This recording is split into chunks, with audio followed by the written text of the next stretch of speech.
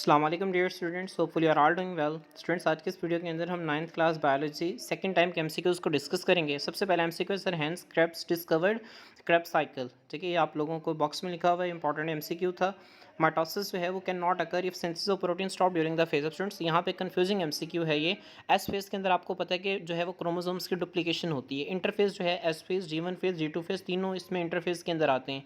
तो इंटरफेज के अंदर प्रोटीन्स बनते हैं, लेकिन उसके आगे पर्टिकुलर फेजेस हैं जिनके अंदर प्रोटीन्स बनती है, तो इसका आंसर इंटरफेज भी नहीं होगा। स्टूडेंट सेकंड देखें, अगर आप G2 फेज को देखें तो G2 फेज में बुक में लिखा हुआ है कि G2 फेज के अंदर प्रोटीन्स बनती हैं जो कि एसेंशियल है माइटोसिस के लिए और जिन्होंने आगे जाके स्पिंडल फाइबर्स बनाने हैं।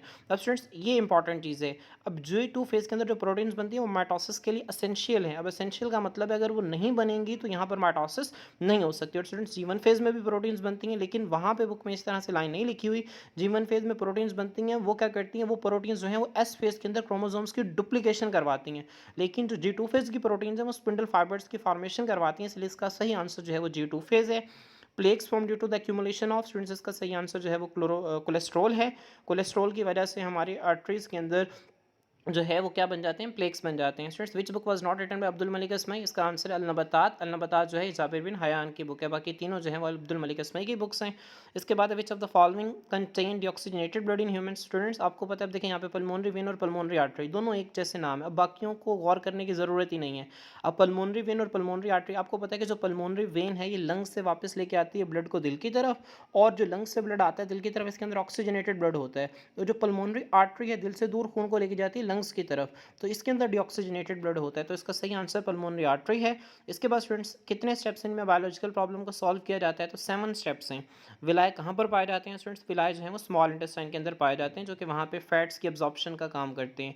प्रायोन स्टूडेंट्स किससे मिलकर बने होते हैं? प्रोटीन से मिलकर बने होते हैं। इसके मुकाबले में आपने साथ देखा था वायरॉइड्स जो कि सर्कुलर आरएनए से मिलकर बने होते थे। स्टूडेंट्स, अब थ्योरी ऑफ एवोल्यूशन जो है किसने पेश की, तो इसमें डार्विन आपने ध्यान में रखना है कि डार्विन ने थ्योरी ऑफ एवोल्यूशन पेश की है, इसका करेक्ट आंसर है। माइटोसिस का सबसे पहले मुशाहिदा किसने किया? वाल्दर फ्लेमिंग ने किया।